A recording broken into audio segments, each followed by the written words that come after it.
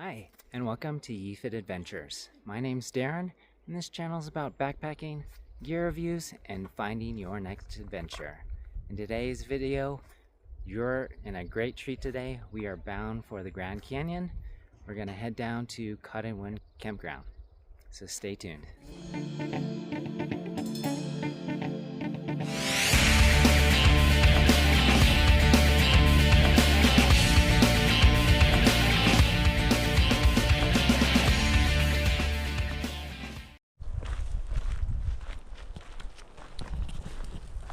Alright, it is currently 1 o'clock. We are heading down the North Kaibab Trail. We just got shuttled over from the south rim over to the north. So we've got about a 7-mile hike down to the Cottonwood Campground.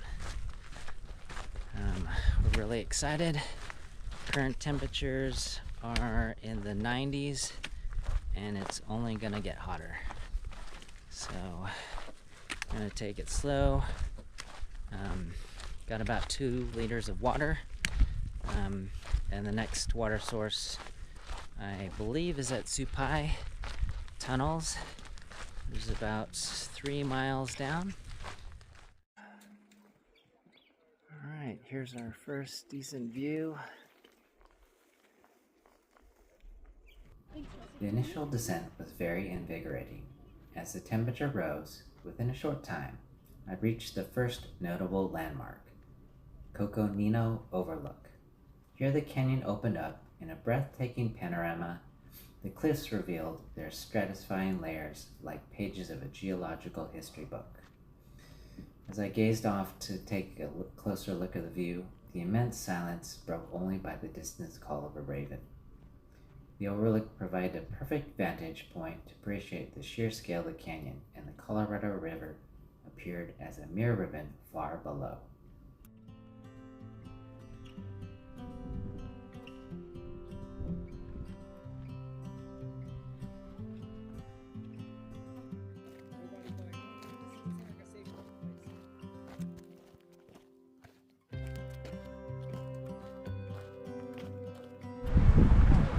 Alright, we are at Supai Tunnels, just behind us, and first water source coming down.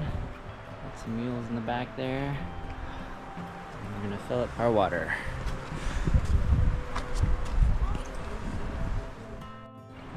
There are restrooms at Supai. Pressing on, the trail began to wind through more shaded areas. The scent of pine mingled with the dry, earthy aroma of the desert. It wasn't long before I arrived at Supai Tunnel. It's a remarkable passage carved through rock by the hands of early trail builders. The tunnel offered a cool respite from the sun. The temperatures dropped noticeably as I stepped inside. On the other side, the view opened up again and revealed the intricate tapestry of the canyon's depths.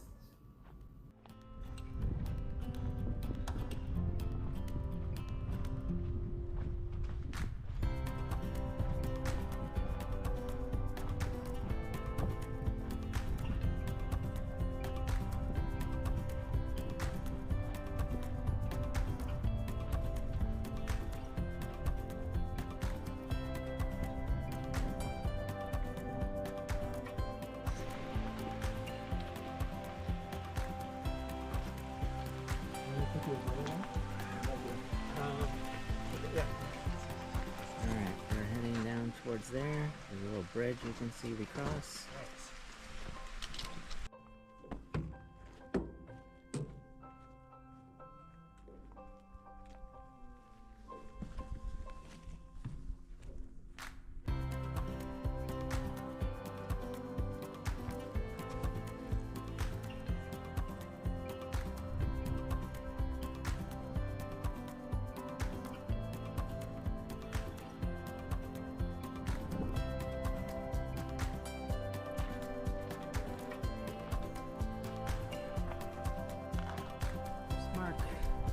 there. God for the shade. And Steve in his umbrella. And his umbrella. Alright, we are halfway through the trail. We just crossed one of the first bridges. We're in the shade of the canyon right now, which is super nice. Temperatures are in the, say, 80s, and it's warming up, getting hot. It is almost 3 o'clock. We've got about three and a half miles to go till we get to Cottonwood. We filled up with water, about 2 liters. So that has to last till we get down to, I think, Manzanita. Alright, coming around. Look at this long yucca. Is it called a yucca cactus? I don't know. A super long thing. It just sticks straight up in the air. Look at this rock formation in here. This is so awesome.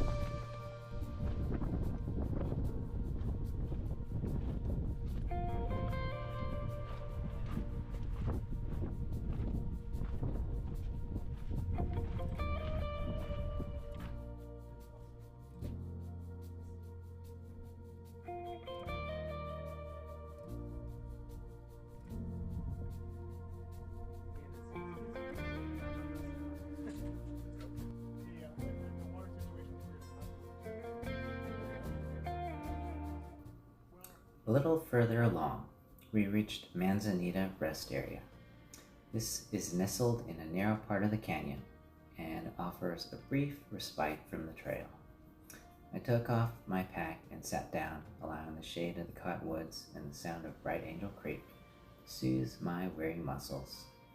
The rest area was a serene oasis, a perfect place to catch my breath and reflect on the journey so far. I munched on a few snacks and savored the tranquility and the sense of camaraderie with our other hikers who passed by.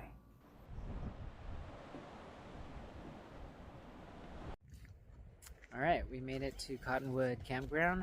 We are at campsite 9. We got our bags hanging up here, as well as our shoes, so no scorpions or snakes climb inside, or spiders. We got Mark's tent right here. This is a 6 Moon Design Scout. And then I got my Launchon 1 Pro tent right here. The ground is very hard, so I couldn't drive stakes in very well. I actually broke one of mine. so we have to anchor them with some rocks. We're gonna just relax, maybe go down to the creek, get some water.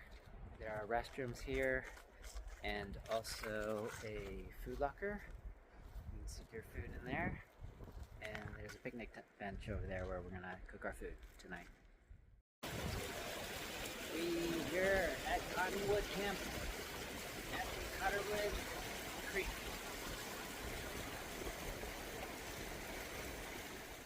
Alright. These are the toilets at Cottonwood Creek.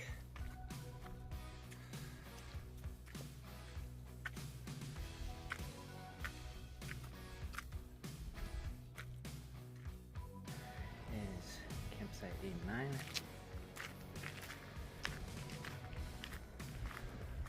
Eight is not occupied. And here is number 9.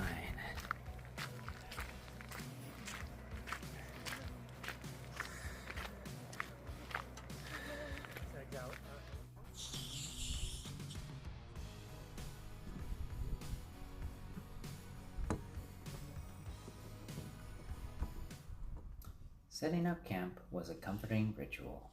I pitched my tent beneath the open skies, and the gentle rustling of the cottonwoods created a soothing backdrop.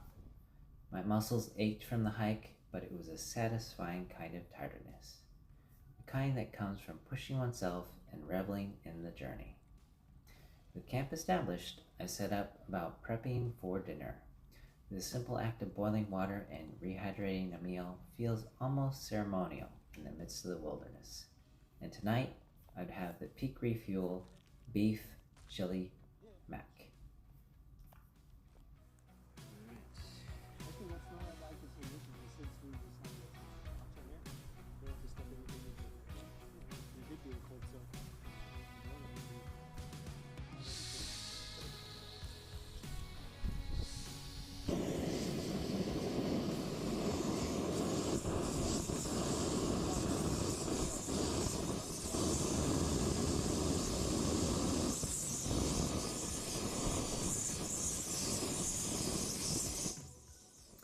As I sat with my friends at the picnic bench and savored our dinner meal, the sun dipped below the canyon rim, painting the sky with the hues of orange and pink. The air cooled to a tepid 70 degrees, and I could feel the fatigue of the day setting in my limbs. It was pretty warm out, and the ground was extremely hot. You could feel the heat coming off the ground.